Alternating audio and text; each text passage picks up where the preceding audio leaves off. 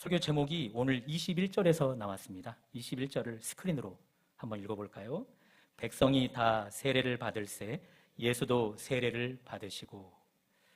누가복음 3장을 공부하면서 여러 차례 확인했습니다. 요한이 전한 메시지는 죄사함을 받기 위해 회개하라 였습니다. 그리고 요한은 회개한 자들에게 회개했다는 증표처럼 세례를 베풀었던 것 같습니다. 감사하게도 요한에게 세례받는 자들이 많았습니다. 21절 초반절을 다시 한번 보면 백성이 다 세례를 받을세. 저는 여기서 깜짝 놀랐습니다. 다 세례를 받다니. 한두 명이 아닌, 몇십 명도 아닌 백성이 다 세례를 받다니 깜짝 놀랐습니다. 여러분은 이 다라는 단어를 어떻게 이해하고 계십니까? 그 지역에 사는 사람 전체를 칭하는 단어의 다? 한 사람도 빠뜨리지 않는 국민 전체를 일컫는 단어 다? 여러 학자들도 다라는 단어를 연구했습니다. 다만 의견이 분분했습니다. 그 중에 제가 동의한 것은 이것입니다. 하나님께서 요한에게 세례받게 한 자들, 그들이 다 세례를 받다. 한 번 더요. 하나님께서 요한에게 세례받게 하게 한 자들, 그들이 다 세례를 받다. 국민 전체가 다 세례를 받다, 그런 의미보다는 조금은 축소된 의미의 다입니다. 유독 성경은 요한의 사역을 짧게 기록합니다. 예수의 오실 길을 준비하는 요한인데도 매우 짧게만 기록합니다. 특히 우리가 공부하고 있는 누가복음은 이미 요한이 옥에 갇혔음을 밝혀줍니다. 20절 중반절입니다. 요한을 옥에 가두니라. 옥에 갇힘과 동시에 요한의 사역은, 그의 공식적인 사역은 끝이 났다, 그렇게 밝혀주고 있습니다. 그러나 오해하면 안 됩니다. 빨리 옥에 갇혔으니 요한이 했던 사역과 열매도 보잘것 없었겠거니, 그런 오해를 가지면 안 됩니다. 앞서 말씀드린 대로 요한은 자기에게 세례받아야 할 자들, 그들에게 다 세례를 베풀었습니다. 사역 기간은 짧았지만, 사역의 무대에서 빠른 퇴장은 했지만 결과물만큼은 결코 적지 않았습니다. 성경의 표현대로 백성이 다 세례를 받을 만큼이었습니다. 저는 우리 공동체에게도 이 21절의 은혜가 있기를 바랍니다. 하나님께서 북촌교회에서 은혜 받게 할 자들, 그들이 다 은혜를 받았더라, 그런 은혜 주시기를 바랍니다. 사실 우리 공동체 청장년 다 해야 20명 안팎입니다. 그 중에 한두 명만 뺀다 해보십시오. 더 소수가 되어버립니다. 더 작은 공동체가 되어버립니다. 그것 원치 않는 것입니다. 단 한 사람도 빠지는 것을 말입니다. 해서 21절의 은혜를 바라는 것입니다. 한 명도 빠짐없이 다 은혜를 받았더라, 그 은혜를 바라는 것입니다. 우리 공동체는 주로 두 부류로 이루어질 것 같습니다. 첫 번째 부류는 나름 열심을 내는 부류입니다. 그분들이 열심 내는 그것 정의를 이렇게 저는 내려봅니다. 내게 허락된 공동체다. 공동체 안에서 맡겨진 일에, 맡겨진 사역에 최선을 다하자. 그렇게 해서 공동체 전체가 다 하나님의 은혜를 경험케 하자. 저는 그렇게 정의를 내립니다. 백성이 다 세례를 받더라처럼 말입니다. 그러나 한 부류는 다른 것 같습니다. 몸만 살짝 담고 있는 분들입니다. 그분들도 이렇게 정의를 내려보고 싶습니다. 시간 날 때만, 여유 있을 때만, 마음 내키는 데만 열심을 내는 분들입니다. 교회 일 어디까지 할 것인가 적당히 정해놓고 그 이상은 하지 않는 분들입니다. 다만 앞에서 말씀드린 대로 우리 공동체 전체가 20명 될까 말까입니다. 적당히 하는 분들이 극히 소수일지라도 공동체 전체로 보면 그 비율은 큰 수입니다. 열심 내는 분들의 힘을 빼는 일이 될 법한 일입니다. 그런 의미에서 저는 21절의 은혜를 바라는 것입니다. 우리 공동체가 다 하나님의 은혜 받기를. 열심 내는 분들만 아니라 열심 내지 못했던 분들까지 다 은혜 받기를. 한 사람도 죄 없이 다 하나님께서 은혜 베풀어 주시기를 바라는 것입니다. 다만 다라는 이 21절의 은혜가 임하려면 조건이 필요한 것 같습니다. 21절을 다시 한번 보실까요? 시작. 백성이 다 세례를 받을세 예수도 세례를 받으시고. 분명 요한에게 세례를 받는 일입니다. 백성이 다 요한에게 세례를 받는 일입니다. 요한이 세례를 베풀고 있는 과정입니다. 그런데 요한이라는 이름이 빠져 있습니다. 이해하셨습니까? 주어 자리에 요한이 없습니다. 그 말인즉 성경은 세례 베푸는 참 주체는 요한이 아니었다 말해주고 있는 것입니다. 다시 말해서 백성이 받은 세례는 요한의 결과물이 아니라 21절 문장 가운데 보이진 않지만 분명히 일하고 계시는 하나님 그분의 결과물이라 라고 말해주고 있는 것입니다. 믿으십니까? 우리 공동체에게 21절의 은혜가 임하려면 우리에게도 조건이 필요합니다. 여러분과 제가 주어가 되면 안 됩니다. 여러분과 제가 주체가 되어서는 안 됩니다. 교회를 향한 마음이나 교회를 향하는 여러 일 가운데 열심을 내든 소홀히 하든 그런 일에 여러분과 저의 생각이 앞서면 안 됩니다. 그 일에 오직 참 주체, 우리의 삶의 참 주체, 그리고 교회의 머리 대신 예수께서 앞서야 합니다. 그렇게 될 때 21절에 다라는 은혜는 우리 공동체에게도 다 임하게 됩니다. 공동체에 등록된 20여 명에게 다 임하게 됩니다. 그런 은혜가 주체를 예수께 옮겨드려 임하기를 주님의 이름으로 축복합니다. 21절에서 우리는 확인했습니다. 백성이 다 세례를 받았다. 다라는 단어는 실제로 많은 의미의 단어임을 알게 되었습니다. 자, 그런데 어떻습니까? 세례를 베푸는 자는 요한 한 사람뿐입니다.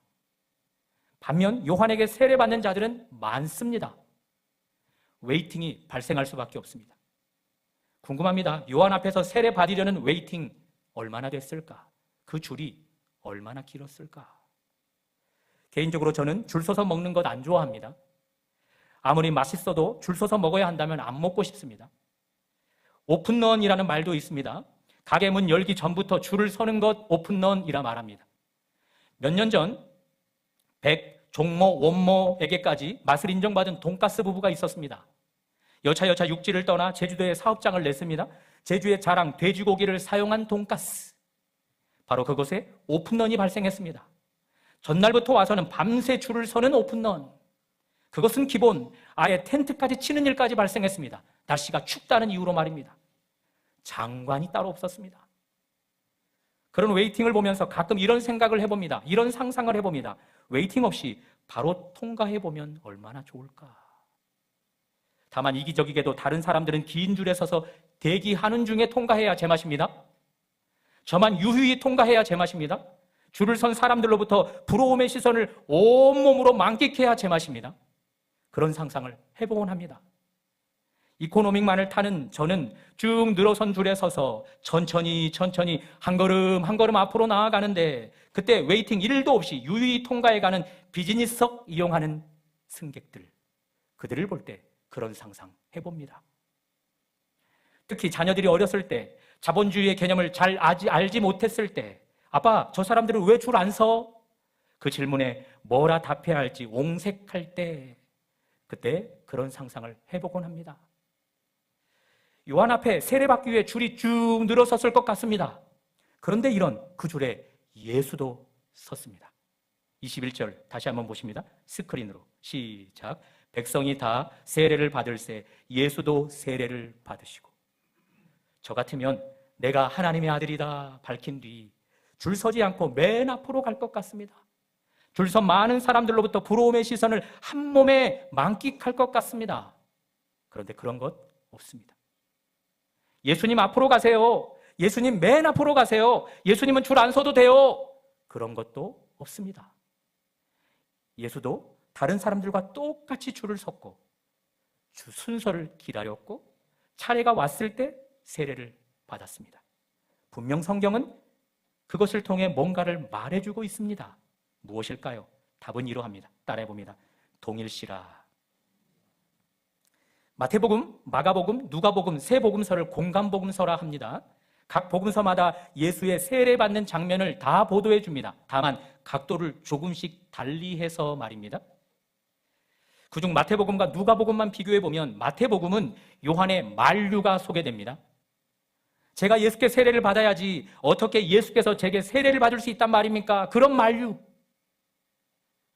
다만 마태복음은 그렇게 해서 예수가 평범한 분이 아님을, 비록 사람의 몸을 입었지만 여전히 하나님의 아들이시오, 여전히 만왕의 왕이심을 강조해 줍니다. 해서 요한은 예수께 세례 베풀음을 만류했던 것입니다. 제가 왕이신 예수께 세례를 받아야지요, 하나님의 아들이신 예수께 세례를 받아야지요 하면서 만류. 그러나 누가복음은 예수께서 백성들 사이에 섰다 말해줍니다. 백성들과 함께 나란히 줄에 섰다 말해줍니다. 백성과 함께 제사함 받는 절차를 똑같이 밟고 있다 말해줍니다. 누가복음은 그렇게 해서 예수께서 백성과 자신을 동일시 하셨음을 강조해 주는 것입니다. 비록 하나님의 아들이시지만, 백성보다 높은 대접 받아 마땅한 분이시지만, 웨이팅 없이 맨 앞에 서서 세례 받을 수 있는 분이시지만, 그러나 죄인을 구원하기 위해 이 땅에 오신 이상, 사람의 몸을 입은 이상, 예수는 백성과 자신을 똑같이 하셔야 했음을 강조해 주고 있습니다. 당신과 백성 간의 어떤 차등도 허용하지 않음을 강조해 주고 있습니다. 죄를 회개해서 사함받는 절차마저 백성과 똑같이 밟아가고 있는 예수, 그분을 강조해 줍니다. 그것이 동일시입니다. 사랑하는 여러분, 예수의 동일시, 여러분과 저를 위함임을 믿습니다. 요한이 베푼 세례는 죄를 회개하는 의미의 세례입니다. 공부를 해서 우리는 알고 있습니다. 예수도 세례를 베푸시는데 그 세례는 성령과 불로 베푸는 것이었습니다. 요한이 베푸는 세례와는 차원이 다른 높은 차원의 세례였습니다. 다시 말해서 요한이 베푸는 세례가 그림자였다면 예수께서 베푸는 세례는 실제였습니다. 요한의 세례가 죄사함 받을 준비를 갖추게 함이었다면 예수의 세례는 준비 갖춘 자에게 죄를 직접 사해 줌이었습니다. 다만 요한의 세례가 예수의 세례로 옮겨가려면 조건이 필요했습니다. 예수님 편에서의 동일시가 필요했습니다. 다시 말해서 요한에게 세례받은 자들을 더 차원 높은 당신의 세례로 끌어올리려면 당신께서 먼저 그들의 낮은 단계로 내려가셔야만 했습니다. 그들과 동일시 되셔야 했습니다. 그래야 그 동일시된 그들을 당신의 차원 높은 세례로 올려줄 수 있기 때문에 말입니다. 오랜만에 1000만 관객을 넘어선 한국 영화가 나왔습니다. 왕과 사는 남자. 영화의 배경은 단종의 비극적인 서사입니다. 단종은 숙부에게 밀려나 유배지로 떠나게 됩니다. 그곳에서 낮고 낮은 계급 천민들의 돌봄을 받게 됩니다. 그런 시간을 통해 단종은 점차 그들에게 동화되어 갑니다. 동일시는 아니더라도 천민들의 낮은 수준의 삶을 천천히 동화되어 갑니다. 급기야 단종은 자신을 지키다 단명한 자들, 그들을 지키지 못한 못난 왕이라 자책하면서, 그러므로 나는 실패자라면서 목숨 끊을 궁리만 했던 삶에서 돌이키게 되어집니다. 천한 백성의 삶을 깊이 들여다봄, 그들에게 동화되어 감, 그것이 계기였습니다. 즉 임금은 모름지기 백성의 압이 이것만, 백성의 삶을 돌봐야 할 압이 이것만, 자기를 밀어내고 현재 임금 자리를 꿰찬 숙부는 탐욕스러운 관리, 자기의 권력을 위해서라면 수단과 방법을 가리지 않는 사악한 자, 그가 보위에 있는 한 온 백성은 더 착취당하게 될 것이 뻔합니다. 하여 사악한 임금으로부터 백성을 건져내기 위해서라도, 아비답게 백성을 돌보기 위해서라도 단종은 보위에 올라야 했습니다. 해서 보기를 다시 꿈꾸게 됩니다. 조선판 동일시가 그 영화에서 어렴풋이나마 드러났습니다. 낮은 내가, 천민과 함께 지내던 내가 다시 높은 자리로 올라마야 이 낮은 자리에 있는 자들을 돌볼 수 있다. 그 동일시가, 오늘 성경에서 드러난 동일시가 조선 우리 단종 때에도 어렴풋이 드러날 뻔했습니다. 요한복음 3장 13절에 이런 말씀이 있습니다. 함께 읽어봅니다. 시작. 하늘에서 내려온 자 곧 인자 외에는 하늘에 올라간 자가 없느니라. 아멘. 하늘에 올리는 그 영역은 신적 영역입니다. 거기는 거기에 속한 자만이 올라갈 권위를 갖고 있는 것입니다. 그렇습니다. 예수께서 하늘로부터 낮아져서 백성과 동일시 될 때 당신의 원래 높은 자리로 그 동일시된 백성도 함께 올릴 수 있게 되는 것입니다. 하늘에서 내려온 자 예수 외에는 다시 하늘로 올라갈 자가 없음을 믿습니다. 사랑하는 여러분, 예수님은 2000년 전 십자가를 지심으로 우리와 동일시 되었습니다. 그런 예수께 여러분과 저는 어떤 동일시로 대접해드리고 있습니까? 예수께서 먼저 베풀어 주신 동일시에 우리는 어떤 모습으로 대접하고 있습니까? 지극히 계산적이어서 계산기를 두드리는 듯 내게 유익될 만한 일에만 동일시를 추구하고 있는 우리의 모습은 아닌지요? 성경은 말합니다. No cross, no crown. 십자가 없인 영광도 없다. 예수께서 지신 십자가에 나를 동일시한 자만이 예수께서 훗날 머리에 쓰게 된 영광의 면류관도 함께 쓸 수 있다. 그런데 우리는 십자가라는 동일시는 쏙 빼고 영광이라는 동일시만 부쩍 추구해가는 신앙생활의 모습은 아닌지요? 갈라디아서 2장 20절은 예수님과 우리의 동일시를 정의를 내려줍니다.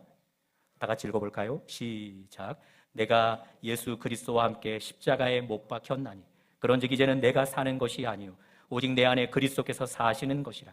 이제 내가 육체 가운데 사는 것은 나를 사랑하사 나를 위하여 자기 자신을 버리신 하나님의 아들을 믿는 믿음 안에서 사는 것이라. 동일시, 그 정의가 이러합니다. 그런데 우리는 어떻습니까? 주께서는 당신의 교회를 태동시키는 일에 당신의 온몸을 갈기 찢어 생명까지 던지셨는데, 그렇게 해서 여러분과 제가 교회가 되었는데 우리는 어떻습니까? 교회된 자들로서 지금의 교회를 위해 무엇을 던지고 무엇을 희생하고 계십니까? 나의 시간에 얼마만큼을, 나의 삶의 에너지를 어느 정도를. 또 21세기를 사는 우리지만 여전히 보통 사람인 우리는 생각합니다. 높은 자리에 있는 저 권력자들, 저들이 나의 처지를 알까? 많이 가진 자들이 일절 가지지 못한 우리네 삶의 궁핍을 이해는 할까? 그런 생각 매우 타당합니다. 왜냐하면 높은 자리에서 낮은 자리로 내려와 보는 일 없이는 결코 낮은 자리의 삶을 이해할 수 없기 때문에 그렇습니다. 그러나 예수는 다릅니다. 다른 성경에 의하면 예수는 하나님과 동등됨을 과감하게 내려놓으셨답니다. 사람이 되시되 종의 자리까지 내려가셨다 말해줍니다. 믿으십니까? 그 일로 우리와 동일시 되셨다 말해줍니다. 그러니 예수님만은 다릅니다. 그래서 여러분, 예수님께만은 우리에 대한 것 중 공감하지 못할 것이 없음을 믿으시기 바랍니다. 왜냐하면 우리보다 훨씬 더 못한 자리까지, 심지어 종의 자리까지 내려가신 분이시기 때문에 그렇습니다. 그렇다 보니 예수님께만은 우리의 모든 결핍 중 아뢰지 못할 것이 없음을 믿으시기 바랍니다. 또 우리 예수님만큼은 우리의 모든 아뢰 가운데 응답하지 못할 일도 없습니다. 왜냐하면 원래 예수는 하나님이시기 때문에 그렇습니다. 모든 것 위에 모든 것 되시는 하나님이시기 때문에 그렇습니다. 기도의 거장이라 불렸던 E.M. 바운지가 그의 책에서 했던 말입니다. 영어로 되었지만 한번 읽어볼까요? 시작. There is nothing too small for prayer and nothing too large for God to solve. 앞부분을 풀어보면 조금 띄워놔 주십시오. 기도로 하나님께 아뢰기엔 너무 작고 사소한 것은 없다. 왜냐하면 예수는 모든 인류 가운데, 그것도 가장 추하고 가장 못나고 가장 연약한 자들보다 더 낮은 자리로 내려가셨기 때문입니다. 그 예수께 작고 사소해 보이는 일이 있겠습니까? 다음 문장입니다. 하나님께서 해결하기엔 너무 큰 문제도 없다입니다. 당연합니다. 만물이 주에게서 나오고 주로 말미암고 주에게로 돌아가는 자연법칙 안에서 우리는 살아갑니다. 그만큼 하나님은 모든 것의 시작이며 근원이십니다. 그런 하나님을 난감하게 할 만큼의 큰 문제 세상 어디에 있겠습니까? 그런 하나님께 드리는 우리의 기도 가운데 하나님을 난처하게 할 만한 제목이 무엇이 있겠습니까? 그러므로 여러분, 기도의 거장은 우리에게 도전을 하고 있습니다. 무엇이든 어떤 문제든 구하라, 그렇게 도전하고 있습니다. 너무 작은 일이라 해서 망설일 것 없이, 너무 큰 문제라 해서 머뭇거릴 것 없이 구하라 도전하고 있습니다. 모든 것 위에 모든 것 되시는 하나님께 우리의 모든 문제보다 크신 하나님 앞에 구하라 도전하고 있습니다. 그 도전에 순종하는 여러분과 제가 되기를 바랍니다. 한 유튜브 채널에서 대통령께서 충청도민과 만나 묻고 답하는 시간을 가진 것 같습니다. 질문자 3명의 이야기를 들었습니다. 첫 번째, 중학교 2학년 여학생. 저는 국악을 사랑합니다. 그런데 제가 속한 지역이 지방이다 보니, 인구 소멸 지역이다 보니 국악을 가르치는 전문 학교가 없습니다. 국악을 사랑하는 그리고 열심히 하려 하는 저에게는 난처하기 이를 데 없습니다. 대통령님, 고려해 주십시오. 두 번째 여성분의 질문입니다. 현재 교육 정책은 학생 수를 대비해서 교사 수를 배치합니다. 문제는 인구가 줄어가는 지방이 문제입니다. 교사 보급이 너무 시급합니다. 중요한 과목도 과목이지만 청소년들에게 없어서는 안 될 음악 교사, 미술 교사는 전무합니다. 여러 학교들이 외부 강사들을 충원해서야만 채워질 수 있는 교육입니다. 대통령님, 이 영역도 고려해 주십시오. 또 한 분은 남성입니다. 대부분의 국가의 정책은 주로 서울이나 대도시, 인구가 많은 쪽에 초점이 맞춰져 있습니다. 아무리 좋은 제도라도 인구가 소멸하는 지역에는 시행되는 일이 어렵게 되어집니다. 좋은 정책들일수록 지방에도 안성맞춤형이 되도록 대통령님께서 신경 써주십시오. 지도자들의 정책의 허점, 그런 것 아니겠습니까? 주로 대도시, 사람들이 많은 곳에만 적합할 때가 많은 정책들입니다. 인구가 적은 곳, 인구가 별로 없어 점차 사람들이 떠나가는 지역은 효과를 보지 못하는 정책들일 때가 많습니다. 그러나 예수님은 다릅니다. 왜 예수께서 여러분과 저와 동일시 되셔야겠습니까? 혹 우리 예수님의 동일시가 인기 있는 사람들 맞춤형이었다면, 잘난 사람, 하나님 나라 위해 큰일 할 사람만 동일시를 허락해 줬다면 어땠을까요? 그들에 비해 작고 나약하고 연약한 나와 같은 자를 위해서는 동일시를 허락해 주지 않았다면 어떻게 되었을까요? 생각만 해도 끔찍할 것 같습니다. 감사하게도 예수의 동일시는 여러분과 저를 위함이었습니다. 모든 죄인을 위함이었습니다. 모든 나약한 자, 비천한 자, 무명한 자들을 위함이었습니다. 한 번 더 해볼까요? 바로 여러분과 저를 위한 동일시였습니다. 즉 우리에게 맞춤형으로 돌봄을 주고자 하는 동일시였습니다. 다른 사람도 해결해 줄 수 없는, 높은 지위에 있는 자들도 쉬 해결해 줄 수 없는 그 일, 그것 해결해 주고자 하는 동일시였습니다. 그 주님 앞에 더 큰 동일시의 은혜 경험하셔서 이후로는 우리 역시 예수의 동일시를 본받아 교회를 향한 동일시 조금씩 더 확장해 갈 수 있기를 주님의 이름으로 축복합니다. 요한에게 세례를 받으신 예수께서 다음 행동도 하셨습니다. 21절 나머지 부분들 읽어볼까요? 시작. 예수도 세례를 받으시고 기도하실 때에 하늘이 열리며, 예수께서 기도하셨습니다. 그 결과 하늘이 열렸습니다. 기도와 하늘의 열림, 그 둘이 연결되었음을 말해줍니다. 제가 즐겨 부르는 찬양 중에 기도와 하늘 문이 열림이 연결되었음을 들어보십시오. 우리 함께 기도해 주 앞에 나와 무릎 꿇고 긍휼 베푸시는 주, 하늘을 향해 두 손 들고 하늘 문이 열리고 은혜의 빗줄기 이 땅 가득 내리도록, 마침내 주 오셔서 의의 빗줄기 우리 위에 부시도록. 저는 하늘이 열리든 닫히든 상관없는데요 하는 분들이 계실까요? 하늘이 열려 은혜의 빗줄기 부어지지 않아도 내 삶, 내 인생 꾸려가는 일에 전혀 지장 없습니다 하는 분들이 계실까요? 그런 분들은 뺍시다.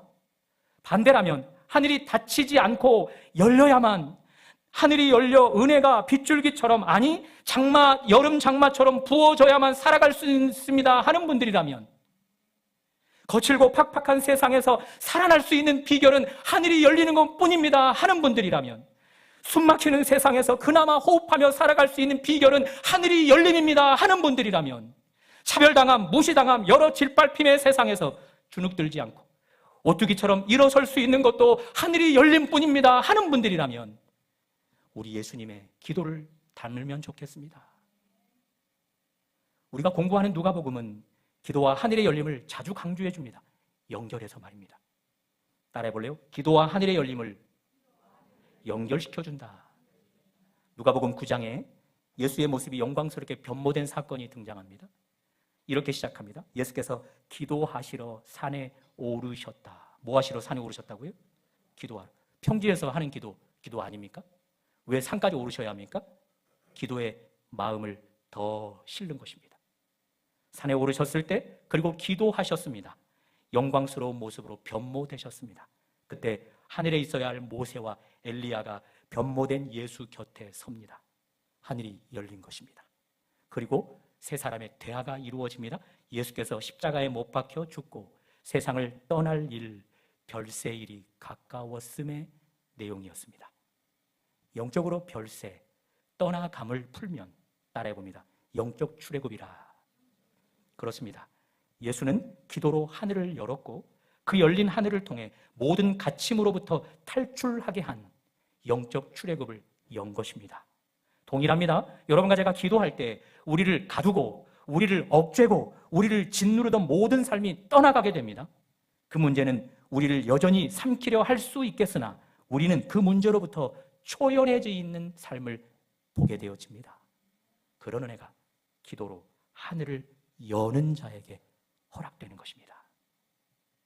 또 예수님은 십자가 지기 전날 겟세마네 동산에 올랐습니다. 앞에서는 어떤 산에 올랐다고요? 기도하러 산에 올랐는데 지금은 겟세마네 동산에 또 올랐답니다. 기도의 열정, 마음을 실는 것을 보여주고 있습니다. 앞에 변화산에 오른 것처럼 말입니다. 그리고 기도했습니다. 그때 하늘이 열렸습니다. 천사들이 그 열린 하늘로 내려와 예수님을 도왔습니다. 땀방울이 핏방울 되기까지 기도하던 예수를 도왔습니다. 결국 예수님은 그 도움으로 십자가에 못 박히는 그 일에 박차를 가해 걷게 됩니다. 이 부분을 적용해 보면 하나님이 우리에게만 허락하는 일이 있습니다. 예수님께는 십자가 지는 일을 허락했듯 인구 80억 가운데 나만 이룰 수 있는 일을 허락해 주십니다. 하나님은 말입니다. 다만 그 일이 나이 먹는다고 해서 시간이 지난다고 해서 저절로 이루어지는 법이 없습니다. 특별히 그 일에는 반드시 어려움이 수반되어집니다. 고난도 통과됨이 포함되어집니다.